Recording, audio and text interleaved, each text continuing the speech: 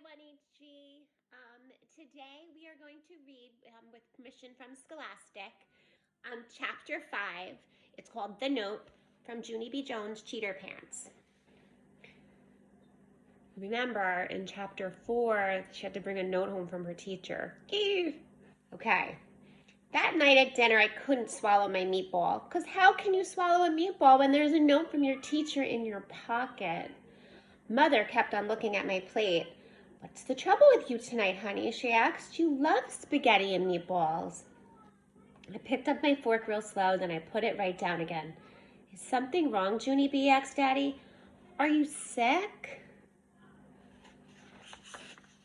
I got down from my chair and I stood by the table. Then I hanged my head and very slow I took the note out of my pocket. "I did something bad at school today," I said real glum, "and so there's something I have to give you." I rocked back and forth on my feet for a minute, and then I quick threw the note on the table, and I ran to my room as fast as I could. I shut the door real hard. Then I ran all around in circles, because I didn't actually have a plan, that's why.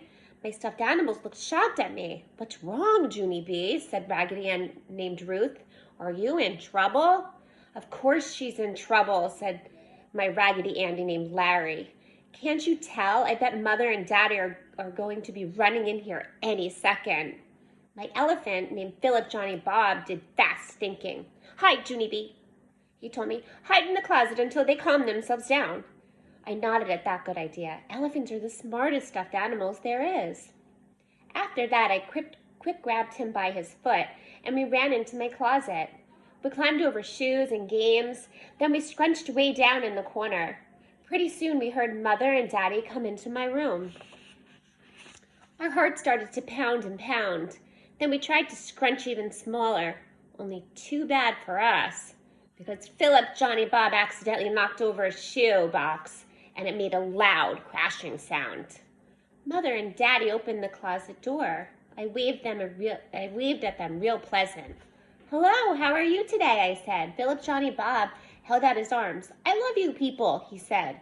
Dad rolled his eyes. Then he came into the closet and he carried us out. He sat me and Philip Johnny Bob on my bed. Mother sat next to us.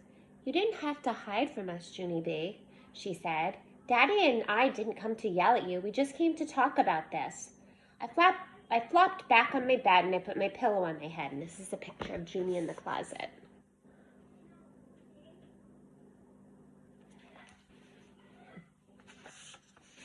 "Yeah, only I already did talk about this, Mother," I said real muffly. "Me and Mr. Scary talked about this for a jillion million hours at recess." Mother took the pillow off my head.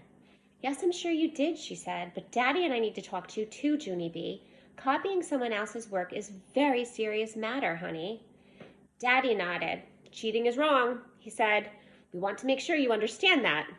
I did a big breath at that man. "But I already do understand that, Daddy," I said. "I don't even like cheaters myself." I thought for a minute, then all of a sudden I remembered the old maid. I sat right up. "And anyway, if you think cheating is so wrong, then how come you do it yourself?" I said. "Huh, Daddy, huh?" Daddy looked shocked at me. "What?" he said. "What are you talking about? I don't cheat." "Yes, you do too cheat," I said back. "On account of last week you cheated me at Old Maid, and I'm still not over that terrible experience." "Junie B, that's not true," Daddy said. "I already explained that to you, remember? When you raise the Old Maid above the other cards in your hand, it's not cheating, it's part of the fun."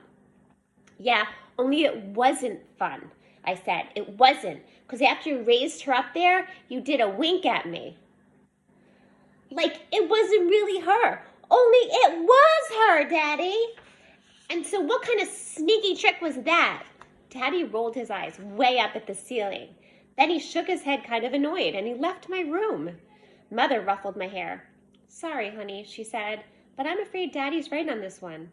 What he did was sneaky, but it wasn't cheating. Trying to fool the other person is supposed to be part of the game." After that, she went to go start my bath water. Me and Philip Johnny Bob flopped back on my pillow. We did a sigh. 'Cause grown-ups never do anything wrong, it seems. Not even when they do. And that's it for chapter 5. Next time is chapter 6, and the name of the chapter is Tin Can. Okay, have a great day.